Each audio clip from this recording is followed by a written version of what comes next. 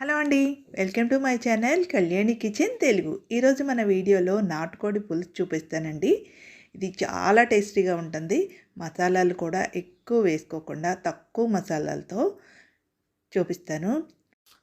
నాటుకోడి ఎప్పుడైనా సరే తక్కువ మసాలాలతో చేసుకుంటేనే ఆ టేస్ట్ ఫ్లేవర్ తెలుస్తుందండి. ఇలా చేసుకొని ఒక్కసారి తిని చూడండి, చాలా బాగుంటుంది. ఇది రైస్లోకి, బగారా రైస్, పులావ్ ఎందులోకైనా సరే బాగుంటుంది. ఈవెన్ రాగి ముద్దలో కూడా మంచి కాంబినేషన్ అండి. ఎలా చేయాలో చూద్దాం. ఇక్కడ నేను 1 కేజీ చికెన్ తీసుకున్నాను. దీన్ని ముందు నీట్గా వాష్ చేసుకుందాం. ఇందులోనే కొద్దిగా ఉప్పు, పసుపు కూడా వేసి క్లీన్ చేసి పక్కన పెట్టుకోవాలి. ఇప్పుడు స్టవ్ పైన ఒక కుక్కర్ పెట్టుకొని అందులోకి ఒక 2-3 గరిటెల వరకు ఆయిల్ వేసుకోవాలి.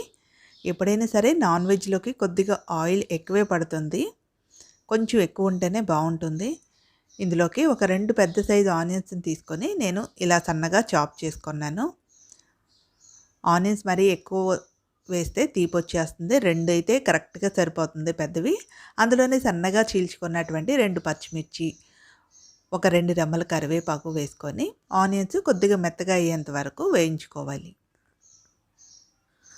ఆనియన్స్ తొందరగా వేగటానికి ఇందులో కొద్దిగా సాల్ట్ వేసుకుంటే ఆనియన్స్ తొందరగా వేగుతాయి. ఆనియన్స్ వేగిన తర్వాత ఇప్పుడు ఇందులోకి 1½ స్పూన్ వరకు అల్లం వెల్లుల్లి పేస్ట్ వేసుకోవాలి. ఎప్పుడైనా సరే అల్లం వెల్లుల్లి పేస్ట్ ఫ్రెష్గా చేసుకున్నదైతే చాలా బాగుంటుంది. నాన్ వెజ్లో ఎప్పుడైనా సరే అప్పటికప్పుడు చేసుకున్నదే వేసుకోండి. కొంచెం టైం పట్టినా సరే ఆ ఫ్లేవరు చాలా బాగుంటుంది. అల్లం వెల్లుల్లి పేస్టు పచ్చివాసన పోయేంత వరకు వేయించుకోవాలి. ఇది వేగింది అని ఎలా తెలుసుకోవాలంటే అల్లం వెల్లుల్లి పేస్టు వేగిన తర్వాత కొద్దిగా అడుగు పడుతుంది. ఇందులోకి ఒక 1/2 స్పూన్ వరకు పసుపు, 3 స్పూన్ల వరకు కారం వేసుకోవాలి. కారం కొద్దిగా ఎక్కువ తినేవాళ్ళైతే ఇంకా 1-2 స్పూన్ల వరకు పెంచుకోవచ్చు. ఇలా ఒక్క నిమిషం కలుపుకున్న తర్వాత ఇందులోకి చికెన్ వేసుకోవాలి.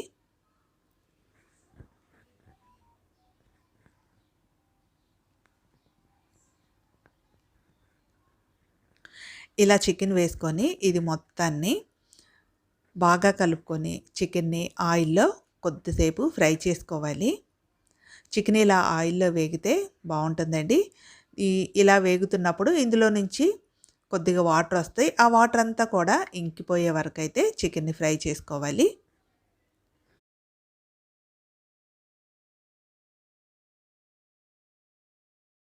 మీడియం ఫ్లేమ్లో పెట్టుకొని ఒక 10-15 నిమిషాలు చికెన్ని ఇలా ఆయిల్లో ఫ్రై చేసుకోవాలి.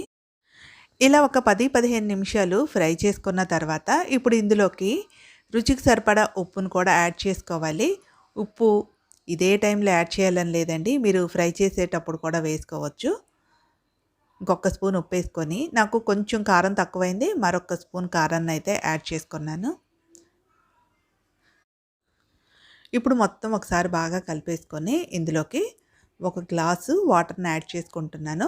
మీరు కొంచెం పులుసులాగా ఎక్కువ పులుసు ఉండాలి అనుకుంటే ఇంకొక హాఫ్ గ్లాస్ అయినా వాటర్ యాడ్ చేసుకోండి. ఇలా వాటర్ వేసేసుకొని ఇప్పుడు కుక్కర్ మూత పెట్టేసుకొని ఒక 5-6 విజిల్స్ పెట్టుకోవాలి. చికెన్ ముదురుదైతే ఇంకొక 2 విజిల్స్ ఎక్స్ట్రా పెట్టుకోండి, సరిపోతుంది. ఇప్పుడు ఇందులోకి మసాలాను ప్రిపేర్ చేసుకుందాం.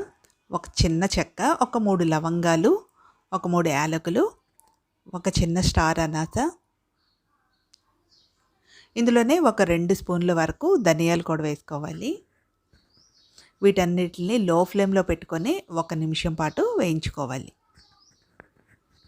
ఇందులోకి నాటుకోళ్ళకి ఎప్పుడైనా సరే మసాలాలు మరీ ఎక్కువగా ఉంటే బాగోదండి.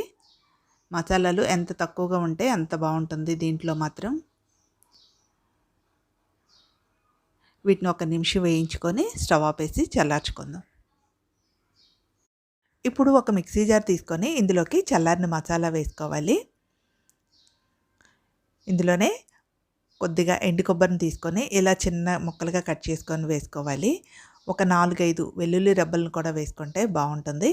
వీటన్నిటిని కలిపి ఇప్పుడు దీన్ని మిక్సీ పట్టుకోవాలి. కుక్కర్ విజిల్ అంతా పోయింది. ఒకసారి మూత తీసి చూపిస్తాను.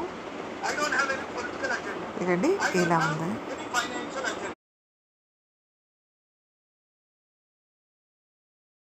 ఇప్పుడు మళ్ళొకసారి స్టవ్ ఆన్ చేసుకొని మనం ప్రిపేర్ చేసి ఉంచుకున్నటువంటి మసాలా పొడిని వేసి ఒకసారి కలిపేసి ఒక 10 నిమిషాల పాటు ఉడికించుకున్నామంటే కూర రెడీ అయిపోతుంది.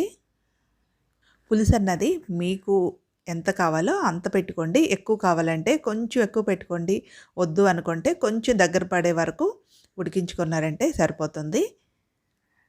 చివరగా ఇందులోకి కొద్దిగా కొత్తిమీర వేసి మొత్తం కలిపేసుకొని స్టవ్ ఆపేసుకున్నామంటే కూర రెడీ అయిపోయినట్లే.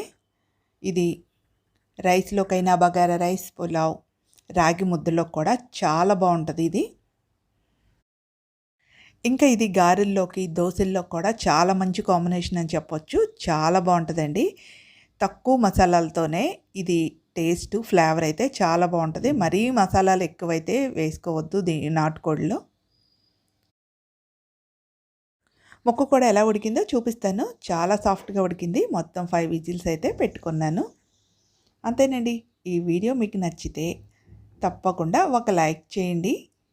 ఛానల్‌ని సబ్స్క్రైబ్ చేసుకోండి. ఇంకా మీ ఫ్రెండ్స్‌కి, ఫ్యామిలీ మెంబర్స్‌కి షేర్ చేయండి. Thank you for watching.